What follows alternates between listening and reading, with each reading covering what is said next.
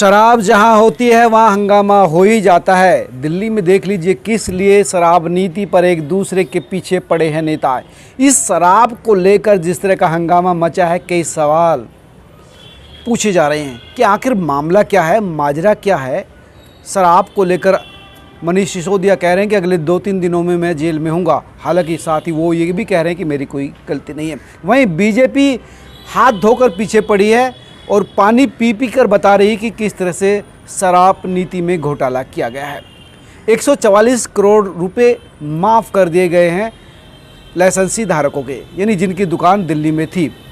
उनको कोरोना काल में जो घाटा हुआ था, ये कह के कि आपको 144 करोड़ से ज़्यादा 144 करोड़ 36 लाख रुपए उनका माफ़ कर दिया। यानी दिल्ली सरकार को बड़ी चिंता थी उनके घाटे की। दूसरे व्यापारियों का घाटा क्या हुआ इससे कोई मतलब नहीं, लेकिन शराब व्यापारियों को जो घाटा हुआ उसकी भरपाई दिल्ली सरकार ने अपनी जेब से, यानी जो रेवेन्यू अपने पास आना था उसको लौटा कर की। वहीं एयरपोर्ट जोन के एक व्यापारी को भी 30 करोड़ रुपए लौटा दिए। इसके साथ करीब 7 पॉइंट है जिनको लेकर पूरी जो FIR दर्ज की गई है सीबीआई ने।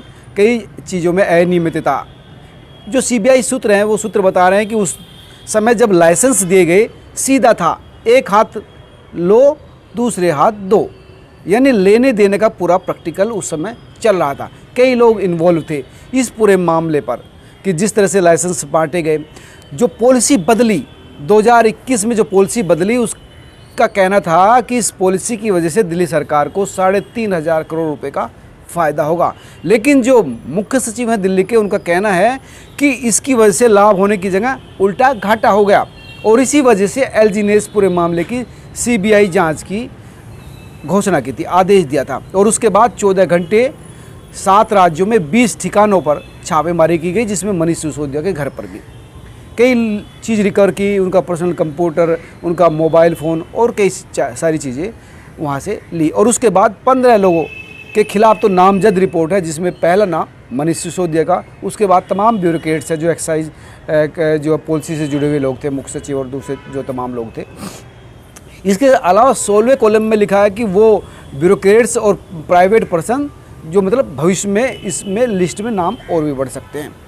वहीं बीजेपी के इन आरोपों के FIR के इस सोर्सों के बाद आम आदमी पार्टी का कहना है कि मोदी सरकार हमारे पीछे पड़ी है। वो डर गई है अरविंद केजरीवाल के ऑरा से, जिस तरह से उनका ग्रोथ हो रहा है इसकी वजह से, क्योंकि अगले कुछ महीनों में हिमाचल प्रदेश, गुजरात में चुनाव हैं और हमारा जो प्रभाव है वहाँ पर बढ़ रहा है। दरअसल CBI का ये भी कहना है कि जो इस शराब घोटाले में जो पैसा आया था, रेवेन्यू आया था, वो पंजाब के चुनाव में खर्च भी किया गया।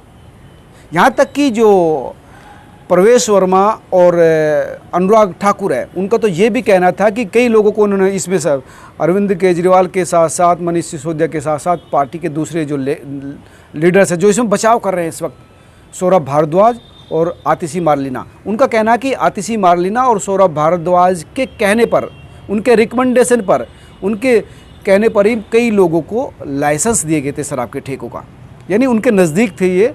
और मनीष सिसोदिया की पर्सनल लिंक थे, डायरेक्ट लिंक थे ठेकेदारों से।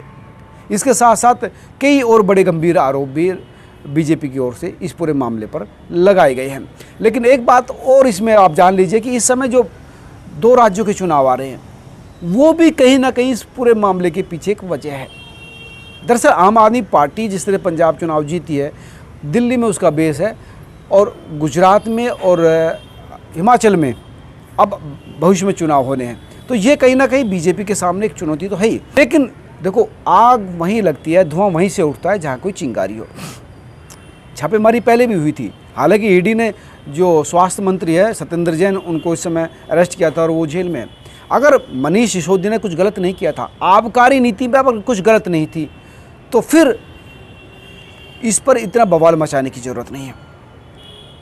सवाल यही है कि जब कुछ गड़बड़ नहीं हुआ है, सरकार के रेवेन्यू मॉडल की अगर जिस बात को लेकर आप इस नई पॉलिसी को लाए थे और उस पॉलिसी से घाटा हुआ, आपने छूट दे दी सैकड़ों करोड़ की, तो ये अपने आप में कहीं ना कहीं सवाल तो पैदा करता ही है।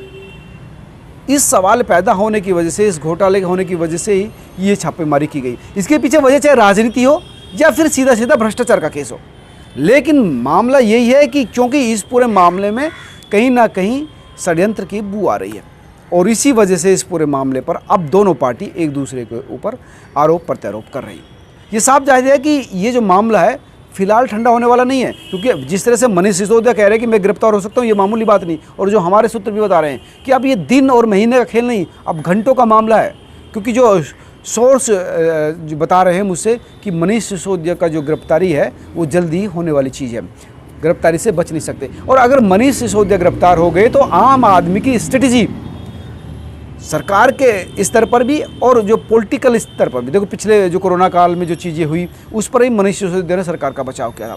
अब जो चुनाव आए हैं, अगर मनीष सिसोदिया गिरफ्तार होती है तो आम आदमी की तैयारी पर भी इसका इफेक्ट आएगा, ये अपने आप में जाहिर है। और अरविंद केजरीवाल की साख पर भी कहीं ना कहीं सवाल पैदा होंगे, क्योंकि अरविंद और मनीष जिस्म दो हों लेकिन दोनों की आत्मा एक है। दोनों 2006 से साथ काम कर रहे हैं, एक एनजीओ से काम कर रहे हैं, और इसी वजह से नंबर 2 की हैसियत में लगातार है। सरकार बनने से लेकर आज तक उनके बराबर का कद का कोई भी नेता अब तक पार्टी में डेवलप नहीं हो पाया। कई लोग आए लेकिन सब चले गए या फिर वहीं हैं।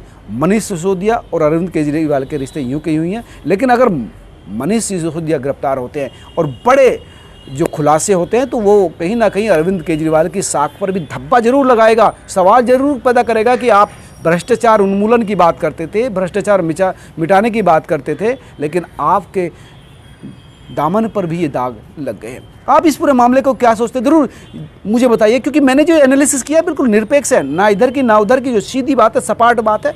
मैं किसी से ना लेता हूँ और सीधी बात करता हूँ, और यही बात मैंने आपके सामने रखने की कोशिश की। आप क्या सोचते हैं जरूर मुझे कमेंट करके बताइए। साथ ही इस निष्पक्ष एनालिसिस को शेयर भी कीजिए, खबर को लाइक कीजिए। अच्छा लगेगा आप सपोर्ट करेंगे तो। नमस्कार।